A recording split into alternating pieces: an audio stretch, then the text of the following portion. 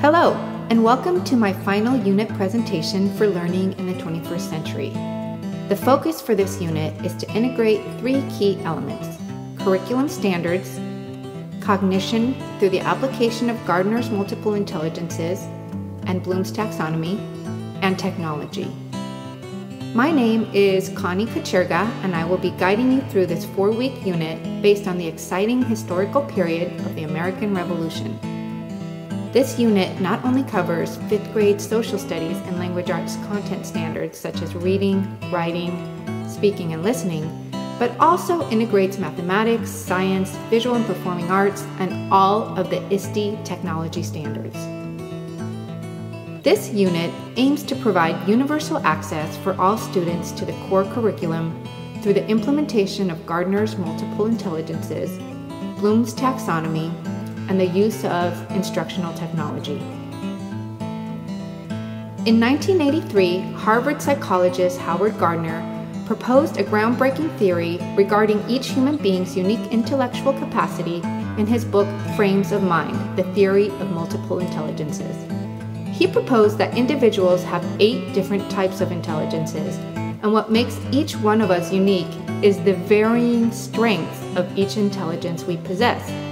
Gardner stated that although we have all of the intelligences, usually we are dominant in 1 or 2.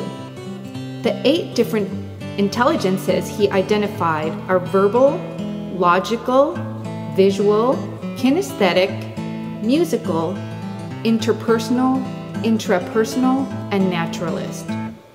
Gardner found that in conventional education, students' unique essence to demonstrate knowledge was often ignored unless the student's strengths were in the verbal or logical intelligence. In addition to Gardner's multiple intelligences, this unit was also designed to address the varying levels of Bloom's taxonomy.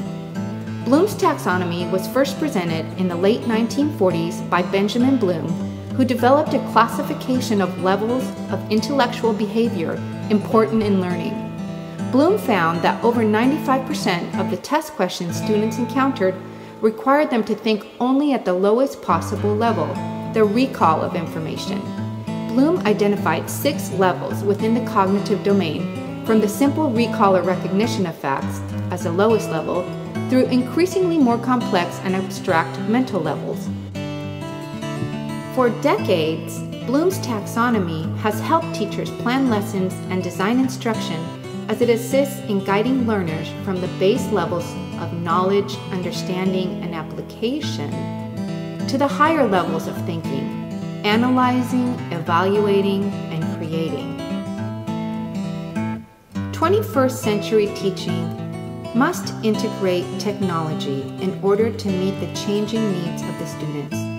It is imperative to allow students to work with technology, to access information, and work collaboratively.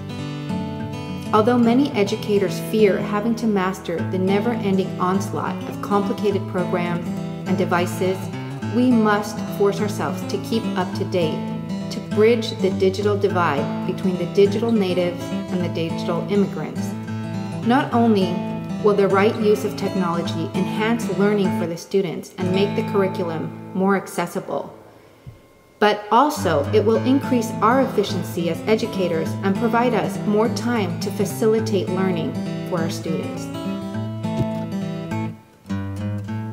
To begin the unit on the American Revolution, we will set the stage by watching the popular Schoolhouse Rock video, No More Kings, focusing on the colonists' reaction to taxation without representation. We will then hold a class discussion, activating the students' prior knowledge and letting the students make personal connections.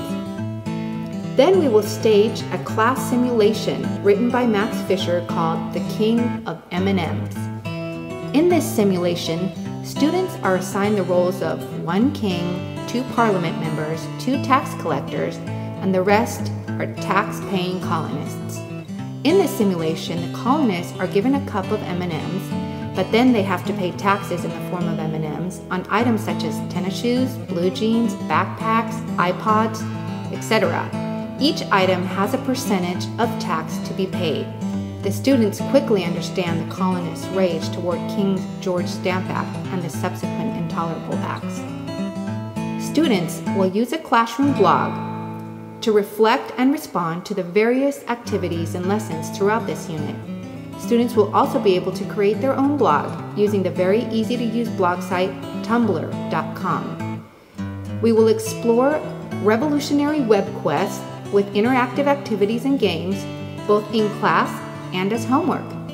Students will then post reflections on what they learned and what activities were their favorites. Students will create an Excel spreadsheet with the names, locations, and dates of all the important battles of the American Revolution. After students have finished creating their Excel spreadsheet, they will use the spreadsheet to help them organize their information to make a timeline of all the battles and important events of the American Revolution.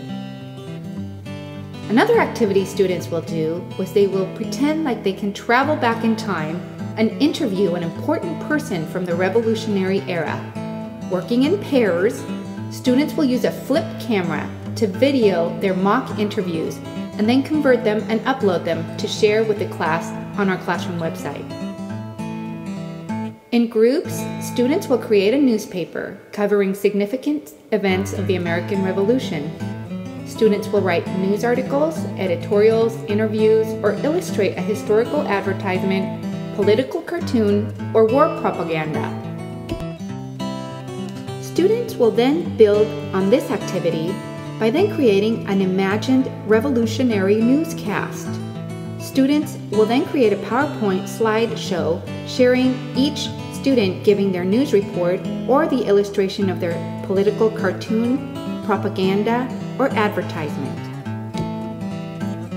Another activity we will do is to have a chance to investigate some of the methods used to disguise spy letters by making and experimenting with invisible ink. Students will also engage in creative writing projects using prompts such as I Rode with Paul Revere, where the student imagines he was a fictional Minuteman and was roused out of bed by Revere and had to ride off into the night with him. Or a letter home, where the student pretends he is a member of the Continental Congress and writes home explaining the importance of the document they have just signed, the Declaration of Independence. After viewing a copy of the Declaration of Independence and discussing its importance, students will be asked to notice the John Hancock signature. Students will have a chance to experiment writing cursive with a quill pen. Large feathers and ink will be provided for the class to make their own. To culminate the unit, each student will make a revolutionary collage in which they will choose a significant person to write a summary on and a related event in the American Revolution to create a timeline of events and a cause and effect paragraph relating to their event. The collage will also include an illustration and a related vocabulary word with its definition. These are just some of the highlights of our exciting month-long unit on the American Revolution. The lessons and activities appeal to all 8 of Gardner's multiple intelligences and provide varying levels of learning, beginning with the gathering and recall of knowledge to synthesizing the information and creating projects. In conclusion, I would like to repeat the 3 key elements when designing this unit were standards, cognition, and technology. With those 3 things in mind, it makes universal access of the core curriculum for all students much more feasible. My aim is to become and continue to develop throughout my life as a techno-constructivist educator. Techno, for the part of needing to embrace instructional technology to bring learning to a whole new level and supporting the needs of our students for the future, and constructivist in that I want to provide as many real-world, project-based learning activities as possible.